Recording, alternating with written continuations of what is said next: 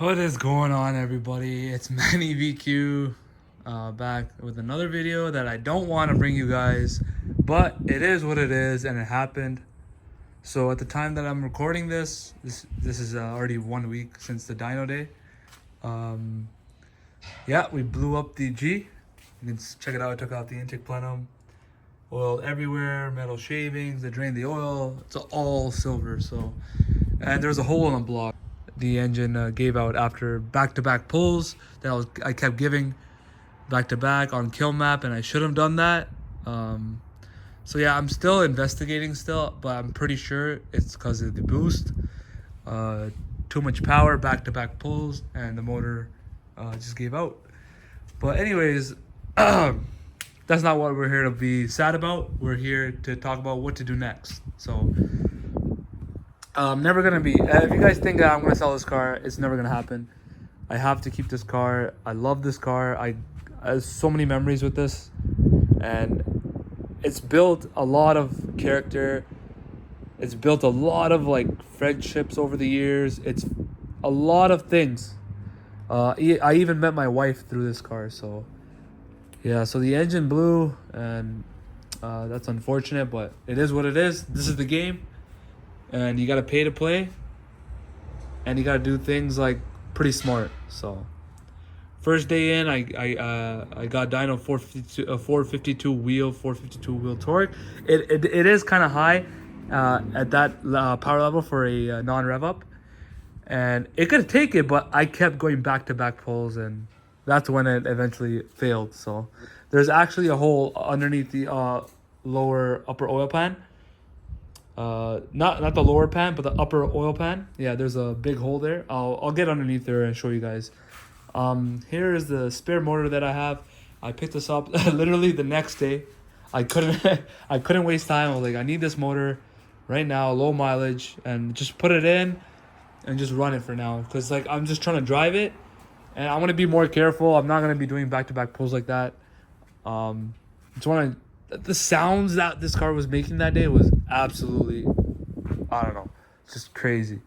So I have to I have to hear it again. So we're gonna take this motor, put it in the G35. So taking off everything, transferring whatever I need, and transfer it onto that engine, and then wiring harness and all that stuff. I already took off the charge pipe, the upper plenum. We're taking off the cold side piping underneath and take the turbo off. There's a whole lots of oil under there, underneath, and yeah. But good things is that I checked the meth. There's no meth in the pipes at all, leaking, no siphoning. So that solenoid is putting in work actually. So that's a good thing. At least you can find some.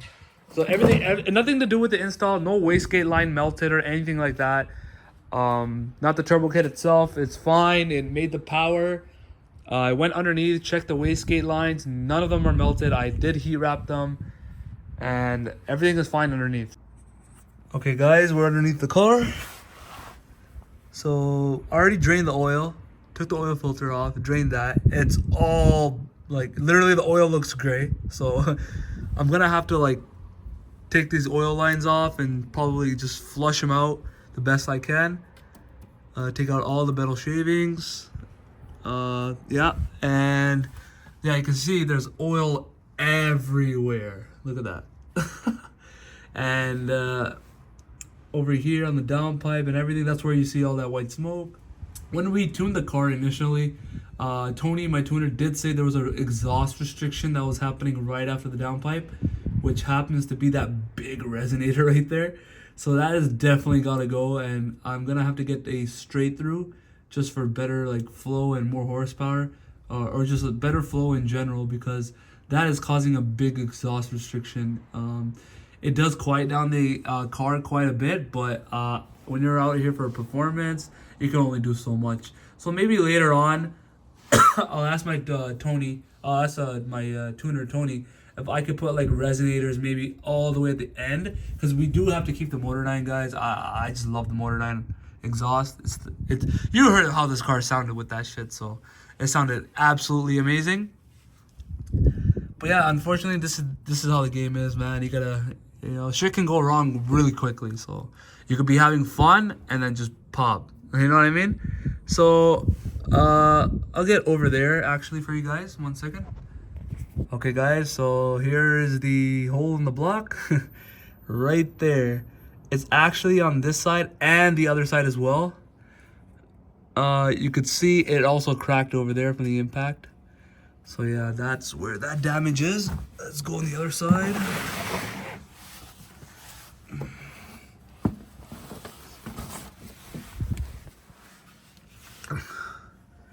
So over here on the other side, right there's a crack on the upper oil pan. Right there. Yeah, so this is what I was talking about.